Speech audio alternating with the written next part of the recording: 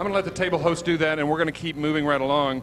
Our first keynote speaker is Ben Mardell, and as usual, you can see some things about Ben up here. Team Tacoma met Ben in Reggio Emilia. Ben's impressive bio is in your program, so take a look at that. Please welcome Ben Mardell.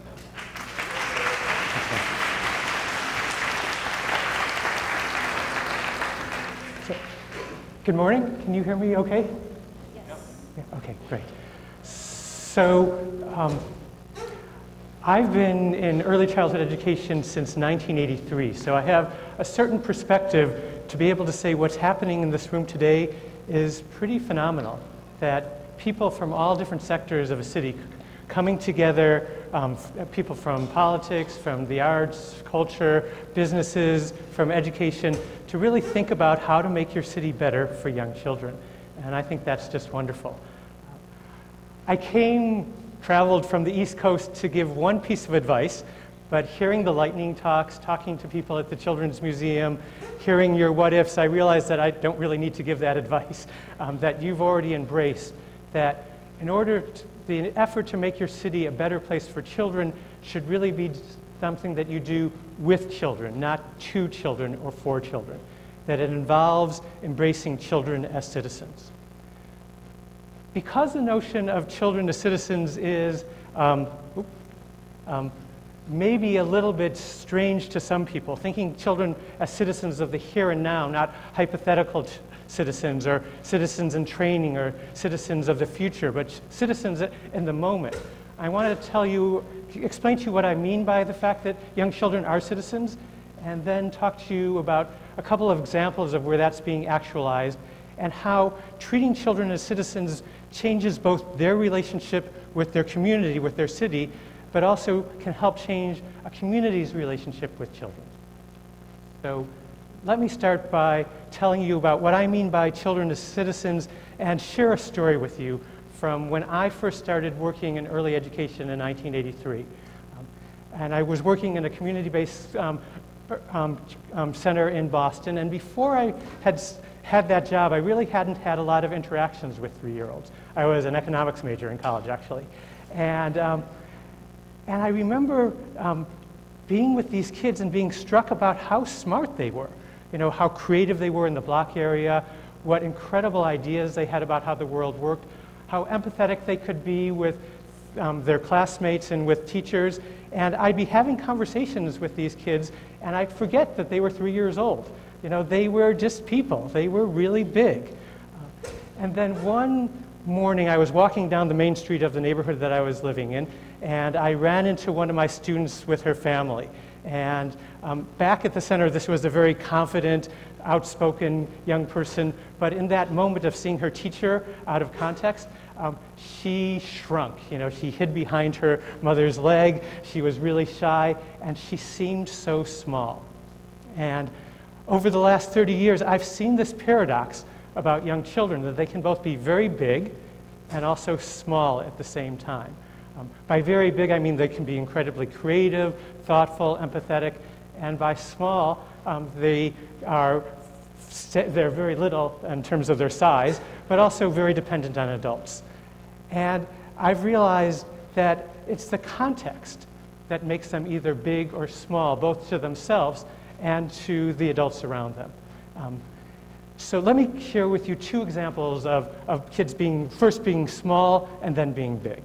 So in the state of Ohio, it's a requirement that all entering kindergartners be given a reading test within the first month of school.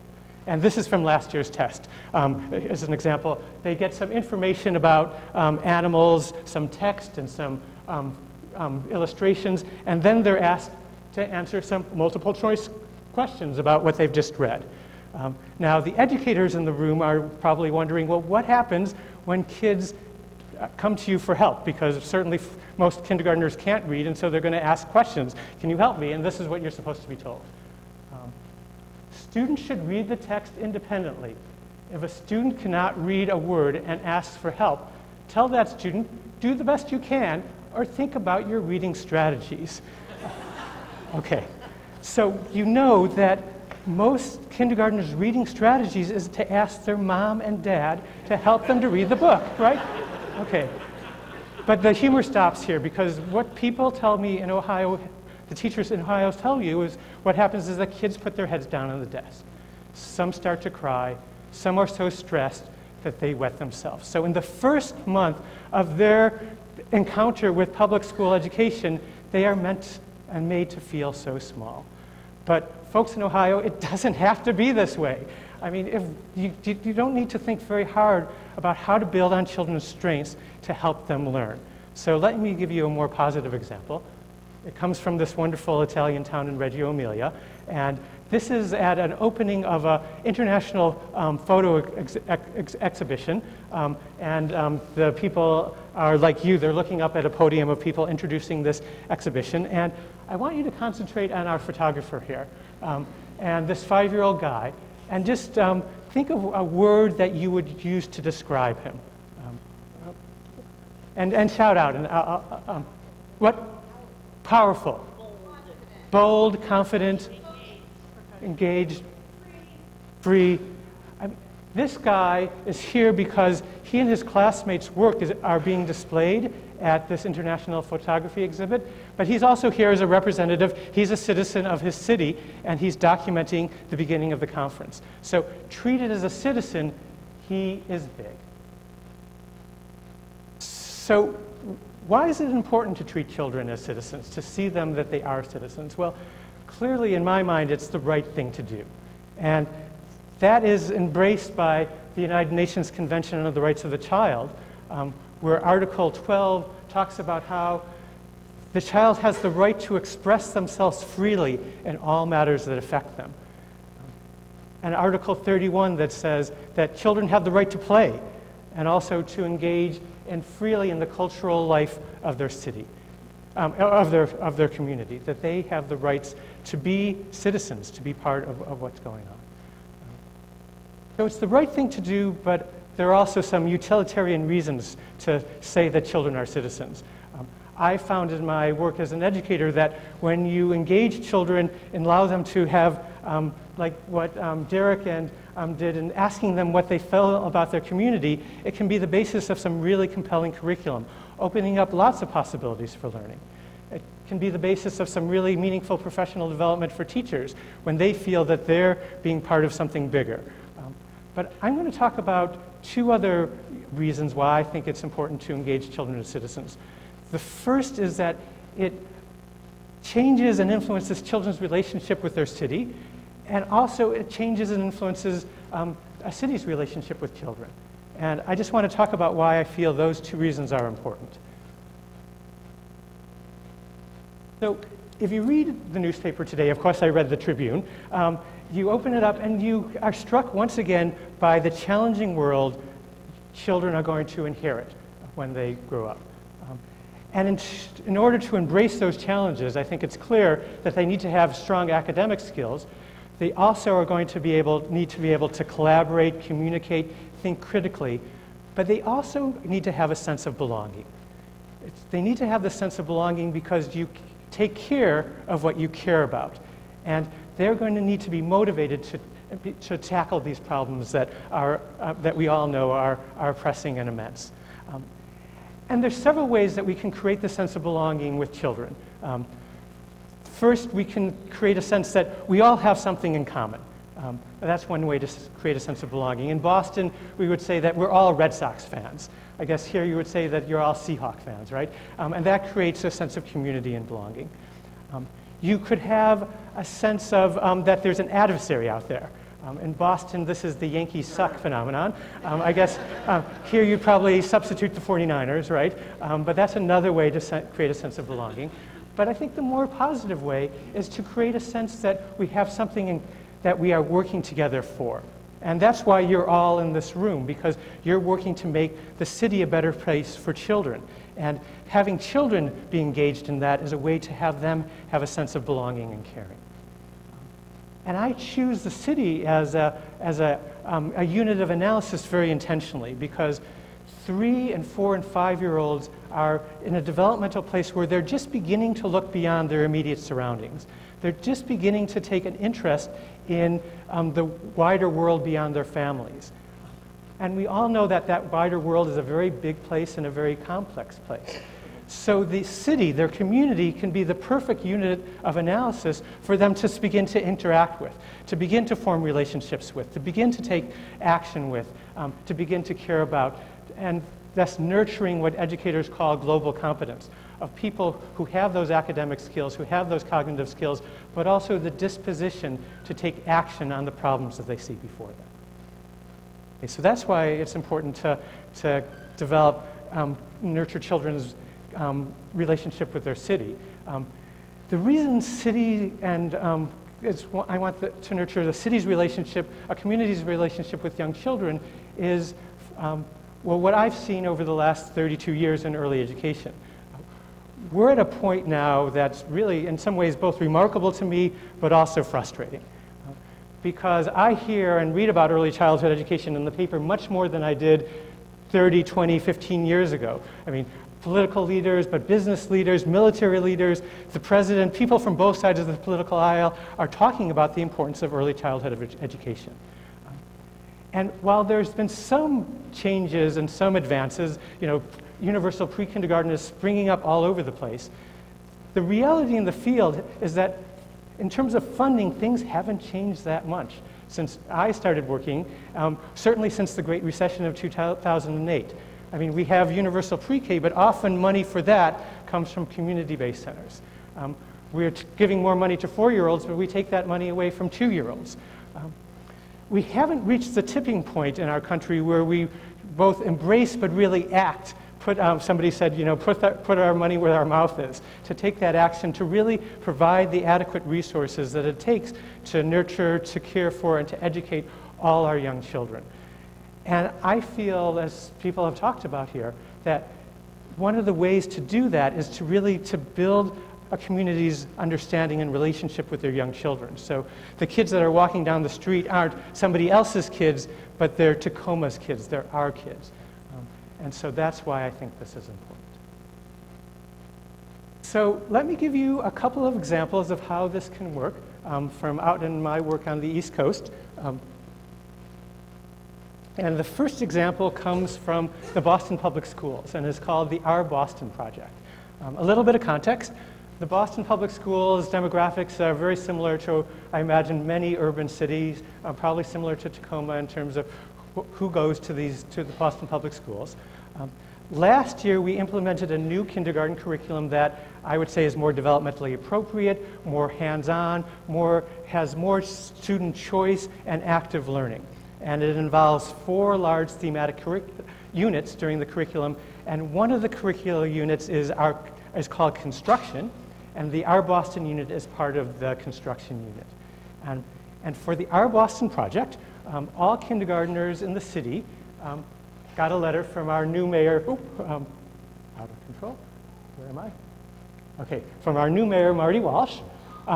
In the letter, Mayor Walsh introduces himself to the kids, and then he asks them, what suggestions do you have about construction in our city to make Boston a fairer and more interesting place for children? And then he continues to ask children to make a 3-dimensional model that shares with him their answers to this question. Now, getting a letter from a mayor is a very engaging, exciting thing, both to the children, but also to the teachers. And they immediately got to work and worked for 5 weeks. First, by envisioning different possibilities of how to make Boston fairer and a more interesting place. This class brainstormed ideas. Kids also worked individually.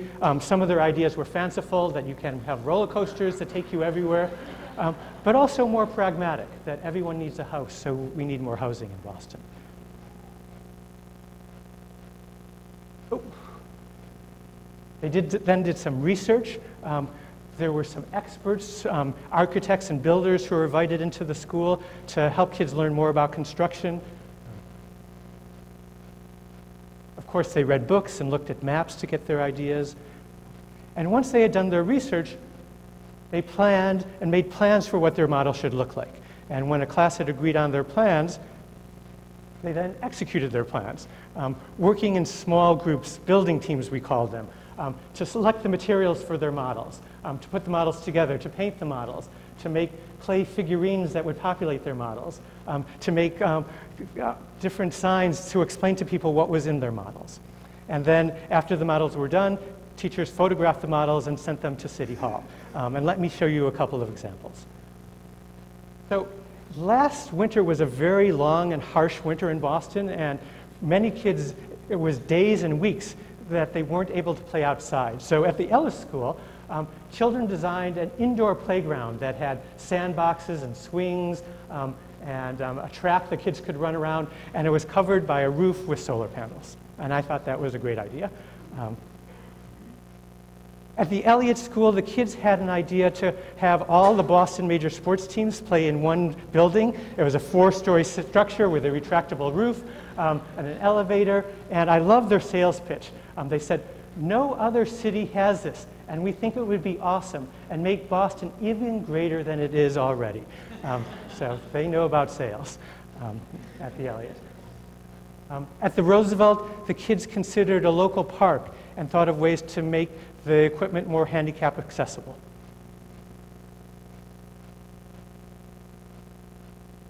At the Harvard Kent School, kids wanted to have more buildings in Boston, so because you need buildings for families to have jobs, and it's not fair when families don't have jobs. At the Curley School, motivated by concern about a classmate who had become homeless, the children designed a community called Bostonville that would have housing and food and recreation activities for all the children of Boston. So how did that change children's relationships with their cities? To get some insight into this question, I went to the Blackstone Elementary School in the south end of Boston, and I interviewed kids. I talked to them in the fall before this curriculum took place, and then I talked to them after the curriculum took place in the spring. And both times I asked them these questions. What are the important places and who are the important people in Boston? And what problems are there in Boston, and what can children and adults do to fix these problems? So there was a real change in these answers from before they did the curriculum to after they had done the curriculum. So first, concerning important places and people. In the fall, it really focused on the personal and the local. Kids had talked about the important people being their parents, their grandparents, their brothers and sisters, and the places were their homes and their yards. So for example, here's Chanel in her grandmother's garden with her grandmother and her cousin. And that was really the focus of what kids were thinking about in terms of Boston. About a quarter talked about more public spaces, but it was really focused on what they knew immediately. In the spring, that had changed significantly. Kids were still talking about the personal, but more often the focus was on the public. 81% of the kids talked about either a public person or a public place, and those places could be general, hospitals, schools, playgrounds, basketball courts, but it was also the specific. There was the Children's Museum, where you're allowed to touch everything, the Museum of Fine Arts, where you're not allowed to touch anything, the North End, the South End, the Charles River, the Prudential Tower, our State House with the gold dome, and the Zakim Bridge. The nature of the problems kids identified had also changed. I mean, in the fall, there were lots of problems kids talked about, from fires and robbers to people getting frustrated, like the bus driver. But in their mind, there wasn't a lot of things that kids could do about that other than to call the police. So there was a lively debate in the school about whether it was a good idea to call the police or not. In the spring, once kids had been asked how to make their city better, and they had a lot different answers to what the problems were, but also more solutions. So the issue of safety for children. There could be babysitters when parents are at work. She's still a little sad, but she's safe. Holding hands in the street. For people who are not having food, machines that would feed people when they're hungry. One thing that Tacoma was out ahead of here in Boston, the problem with the Children's Museum in Boston is expensive, is to have the Children's Museum be free for everyone. So that's something that the kids also picked up on. Now, we sent all this to the mayor, and the mayor's office sent a letter back, which was a nice acknowledgement. But in truth, we didn't get as much interaction with the, between the city and the kids, really engaging with their ideas this first year than we would like. So this year we're going to bring these models to City Hall, so the mayor and the councilors and the public can really see these ideas, because I think it's pretty criminal that kids don't go outside for weeks or months during the year, and I think that's a great idea for city officials to think of. But I want to share a second example for you from Providence, Rhode Island, where we did a better job engaging the city in and building the city's relationship with young children. And that's with a project that we call the How-To Book Project. So it began in a similar way with a letter from a mayor, in this case Angel Traveris, who is the mayor of Providence, Rhode Island.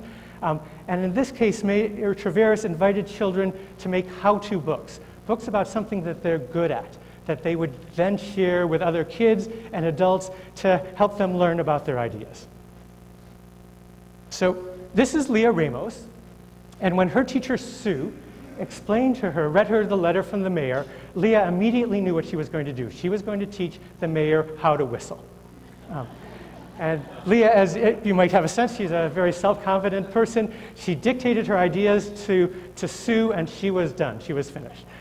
But Sue reminded her that this was for the mayor and it was an important project. So Leah agreed to field test her ideas, and she did find out that there was actually a flaw in her book, because Leah had said, you make a hole with your mouth and you blow through, but you need to actually be more explicit. So when she made her final draft, she added the word little hole in your mouth, which is an important feedback, and it's actually important learning to learn that feedback can be very useful.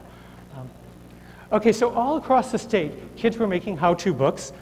In the end, we had over 100 how-to books made with kids getting feedback from their peers and putting together their final drafts. Here are some of the examples.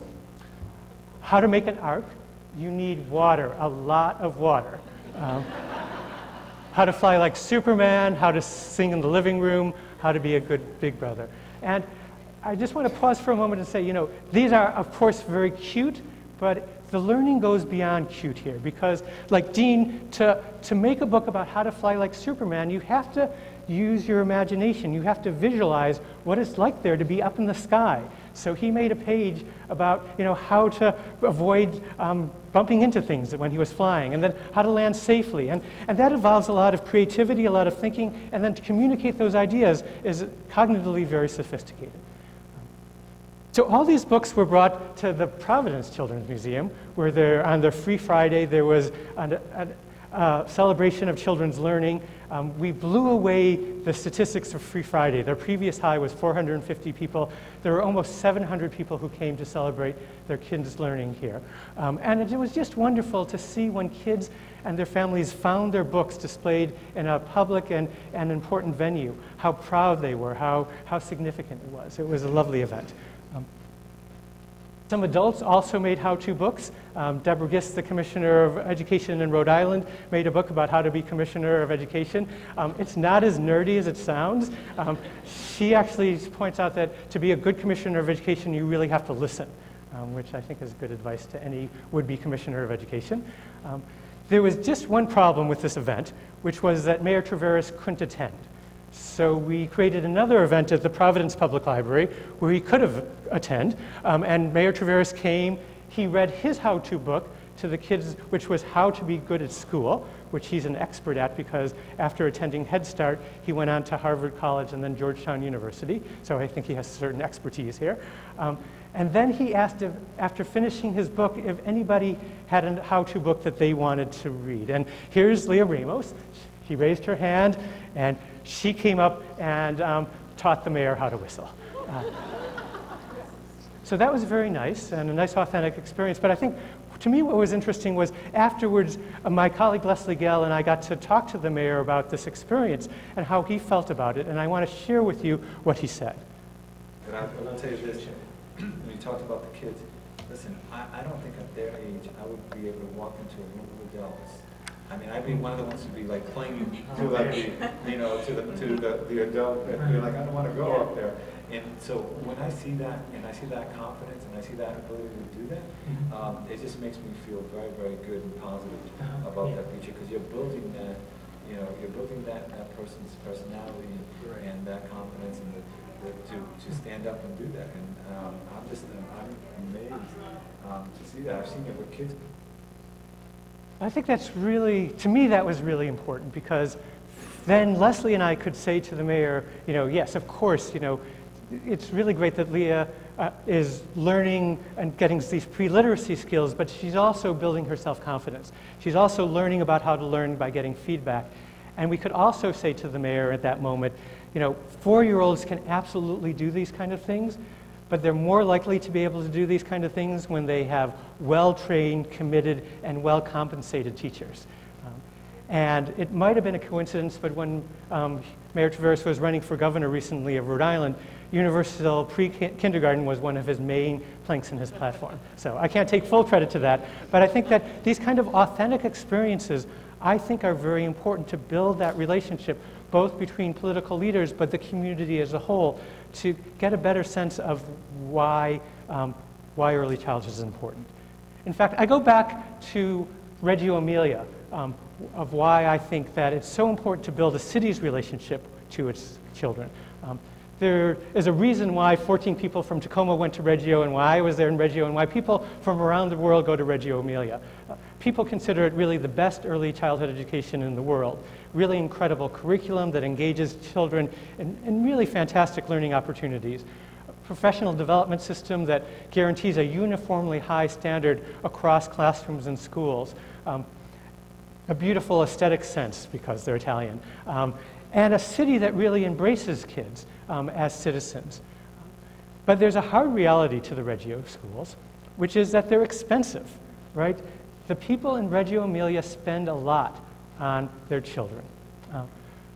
But it wasn't always the case. You know, 30, 40, especially 50 years ago, there wasn't this incredible system of early childhood education. And what's made it possible politically is that people have worked tirelessly to build and then continue to nurture the city's relationship with young children. So the educators bring children out into the community. They display their work around the city. There's traces of children throughout the city. Business people invite children in, not just to learn about their businesses, but also for children to share their perspectives about those businesses. When we were in Reggio in November, I saw this project where children had helped design chairs for restaurants to make the restaurant going experience more pleasant for young people. That children are invited to decorate both the inside and outside of business spaces to make them more beautiful and more interesting for children. That the media covers what's going on in the schools, not just in terms of test scores, but actually the positive things that are going on in the schools. And that political leaders invite kids down to City Hall and also go out to the schools and engage kids as citizens. And it's really, I guess, it's really exciting to see these possibilities happening here in this room in Tacoma. To see people thinking about how to make their city a better place, but not just 2 children or 4 children, but with children. To really begin engaging children in this process to build authentic experiences, to build relationships, so children feel more committed and are proud to be from Tacoma, but also that the city understands that these are all our children. So Tacoma becomes a place where children are citizens, where all children are able to be big. So it's really, thank you for letting me babble, but this is really exciting, so thank you.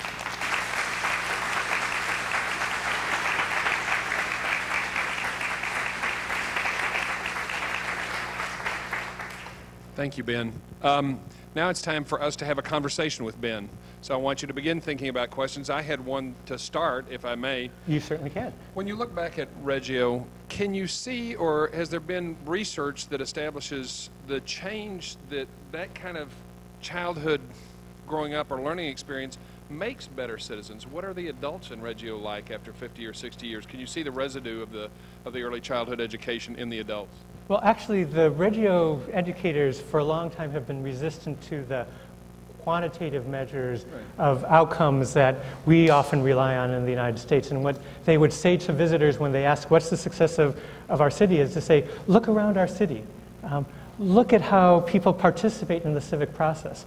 How in the preschool council meetings, it's not just current parents, but past parents, and people without even children who come to participate. That, that in terms of polls, almost everyone reads the local newspaper.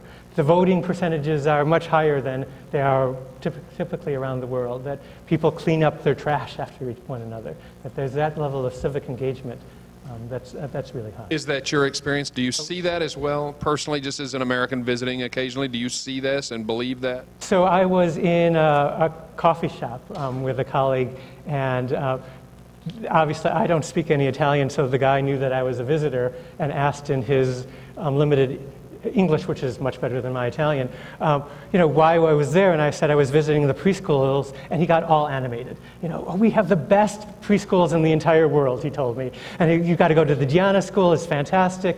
So, this is anecdotal, but it's certainly just a typical guy, barista behind the counter knows about the schools, and I think that would not happen in Cambridge, for example. And perhaps not here. Not yet. What is it not yet? We have a couple people with microphones in the room. Would you hold your hands up? You can see them about halfway back. And so I'd like to hear your questions, and we may repeat them. We're creating an audio record of today, and so we want to be sure those questions become part of the record. So if you have a question, please just raise your hand. There's somebody up here or partway up. Please get to the questioner.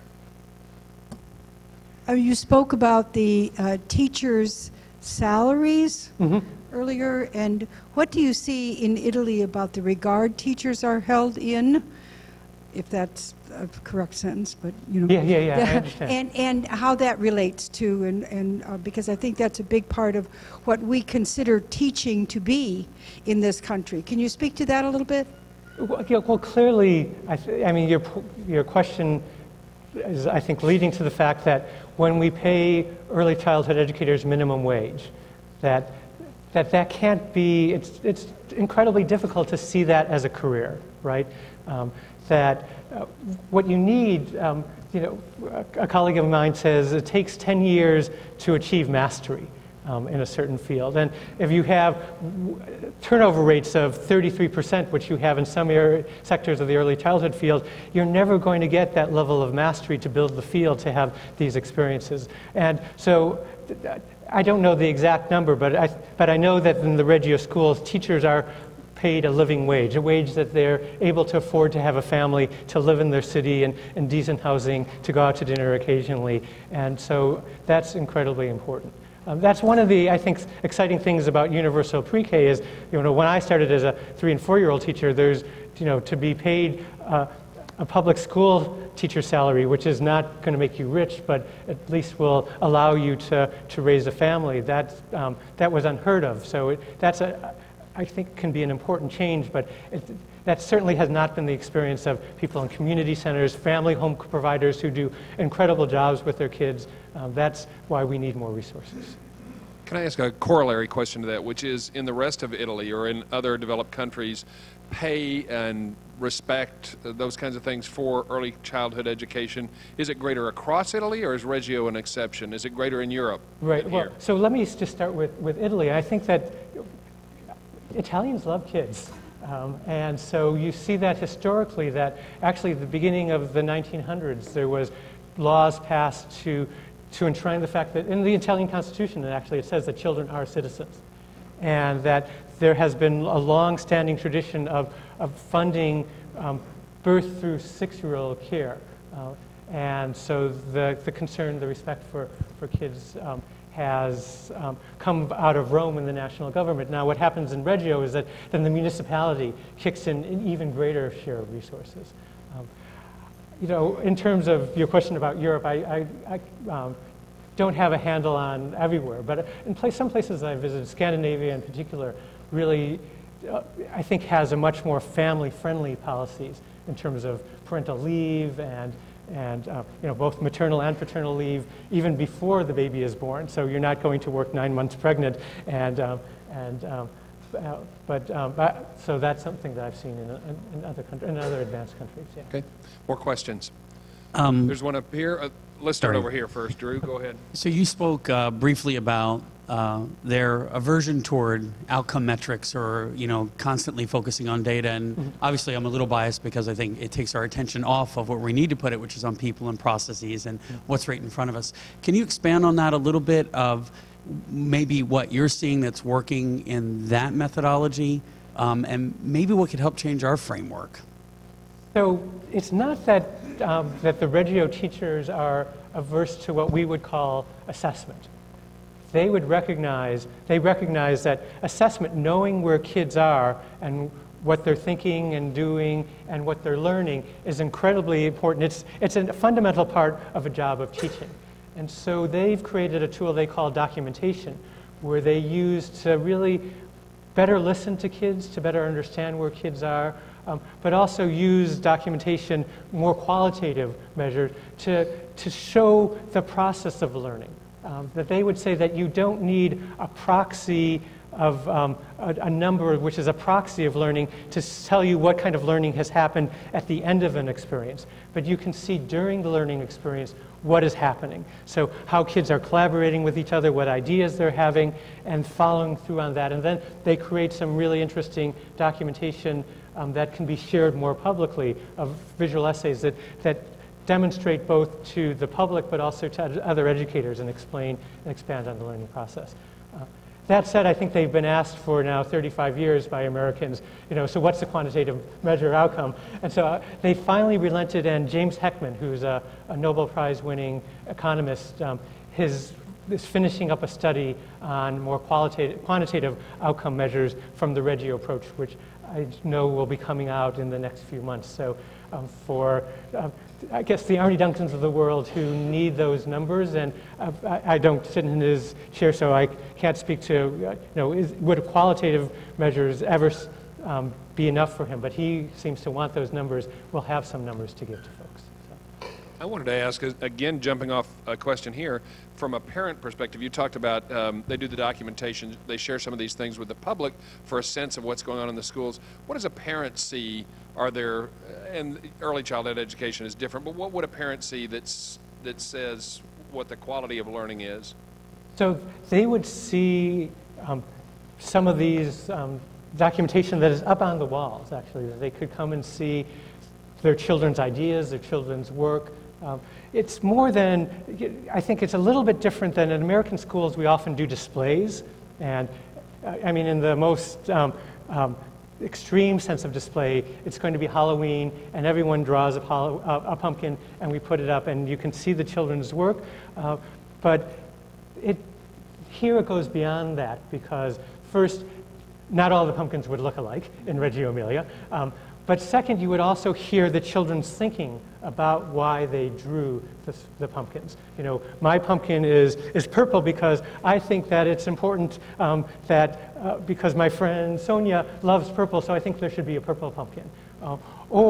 And also you might see the process of how kids learned how to make their pumpkins, because it wouldn't just be sitting down and saying, okay, everyone draw this model of a pumpkin, but there would be a process that kids would be engaged in. First, you wouldn't be drawing a pumpkin for no reason. I mean, Halloween is, I guess, a reason, but it would be that there would be some kind of interest, a motivating factor. So the parents would learn about that motivating factor, that kids somehow got really, really interested in Tacoma, Washington, and they wanted to learn what kids did in Tacoma, and they found out that Halloween was an important thing to them. So they were doing research on pumpkins and Halloween, and parents would learn that process. In some respects, not unlike what we're doing here, when you say, what was the provocation for this learning experience? Mm-hmm. That's what we're getting at. Yeah. Back here, a question. Two questions. To what extent is Reggio counted as a prosperous community? To what extent is its achievement here dependent upon that prosperity? I think the question was, how prosperous is Reggio, and to what degree is their success dependent on any prosperity, any relative prosperity, compared to other Italian cities or other cities? So you probably know that northern Italy is more prosperous than the south, and the Emilia-Romagna area where Reggio Emilia is located is one of the more affluent areas of the country. And so certainly to have the ability to have the resources to spend is part of the equation, but also historically it's a place that saw that understood that there was a sense of community. So they have these guilds that go back to the 12th century, where people work together as a community to make the wine, to make the balsamic vinegar, et cetera. And so I think it's also not just that they have money, because rich people can spend money that in ways that will build McMansions for some, but leave many outside the gate. But they also feel that they need to spend these resources to better the entire community, because they see all these kids as belonging to them. Is it fair to say, though, that some of the success is based on that prosperity? I think, yes, I think that's the case, but I think that, and maybe you could argue that some of the prosperity is based on the fact that they have a good early childhood education. That's not the motivating factor. They're not saying we need to spend money on our kids so it will make us rich, but I think it has that influence. And still, it's a choice they made from a plethora of choices. They chose to focus here. Do we have a question over here? Yes, there's somebody's got the mic. Hi, Ben, I don't have a question for you as much as a thank you for your comments about preschool. I work with the State Department of Early Learning, and I just want to share with the group that we are in the process, we share your vision of universal preschool, and we are in the process of making a very bold ask to our state legislature this year for about $80 million to increase our state's preschool program. And on top of that, we're applying for a federal grant of $70 million over the next 4 years to add, make sure that that preschool program is of the highest quality. Our vision is over the next 4 years, we're spending more than $200 to $300 million on our state's 3- and 4-year-olds. That's great, fantastic. Can I add one quick thing? So, I don't know if any of you read David Brooks. He's a editor, he contributes to the New York Times, and his column today, I read the Tribune and then I read the New York Times just a little bit, and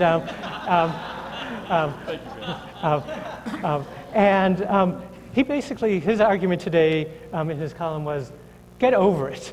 You know, we live in a golden age. We live in the richest country in the world. If you walk around New York, even I came to Tacoma for the first time in 1985 and walked downtown, and to see the transformation, we live in a country that's incredibly wealthy compared to what our country was like 50 years ago, 100 years ago. We talk a lot about how we don't have any money, but in fact we have a tremendous amount of resources. We need the leadership now to use those resources wisely. Agreed. Question here. I'm going to go back to something you talked about very early in your presentation about the testing of the kindergartners and the emotional impact. Yeah. And I thought I'd like you to comment on the fact that many school districts with good intentions want to do testing early so they can identify students that have difficulties and apply resources. I personally feel, and professionally feel, that this is a misguided effort. I'm just curious about your perception of this effort and what is really accomplishing. So, as I was saying before, I think assessment is incredibly important. I was a kindergarten teacher. It was really fundamental that I know my kids really well, both in terms of what they were able to do in terms of their beginning literacy, but also their interests, their friendships, etc.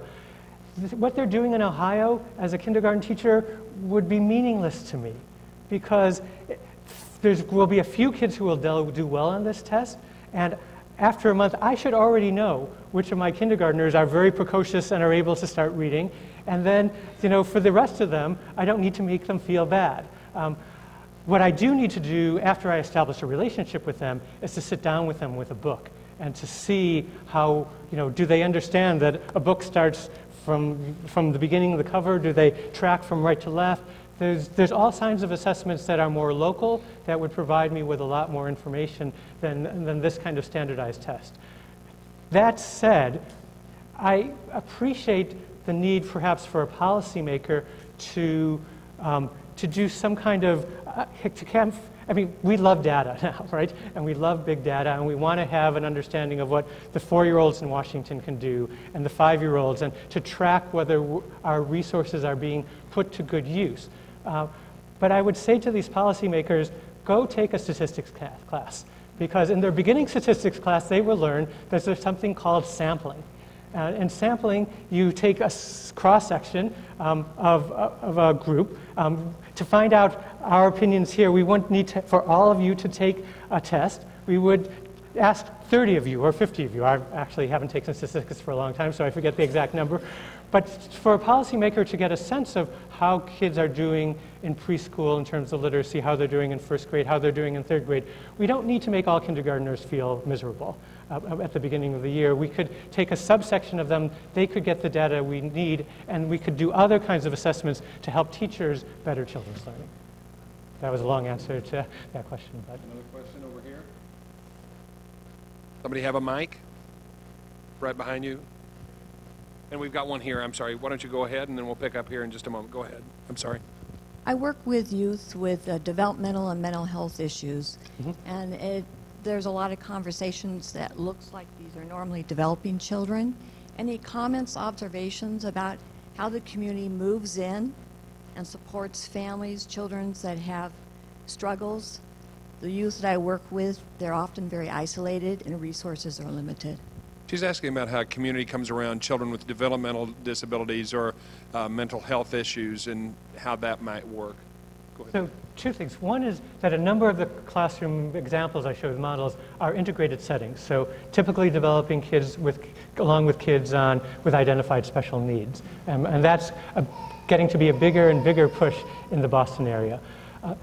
The second, though, is that there are substantially separate classrooms for children with major developmental needs, either cognitive or physical, in the Boston Public Schools. And the teachers that I just want to hug, and in some ways are my heroes, are the teachers who have gotten this new curriculum and not said, my kids can't do this, but how can I make this work for my kids? So there were classrooms that engaged kids in the Our Boston project. And the kids made some of their models with the support of their teachers of what was important to them for the mayor to know what they cared about in Boston. So that, I guess the message is that there are all these kids and we need to find ways for everyone to participate. One last question, and I want to keep question and answer brief because we need to take a break. Go ahead. I'm interested in knowing your observation about maybe where did the resources come from, or what was not being done in the community because the resources were being put into the children? Did you notice that something else was not being as elevated or as much of a priority? No, I guess. I mean, I'm not and Diana's shaking her head as well because she's been there multiple times. It's a lovely place, and there may be things that are attended to as much, but I think part of it, I think, is they spend their resources differently and more wisely in some ways. I think we're enamored with technology, and not that technology doesn't have a place in an early childhood classroom, but perhaps not all 4-year-olds. It would be more important to have a well-compensated professional teacher or teachers than an iPad for all 4-year-olds. That's just my humble opinion.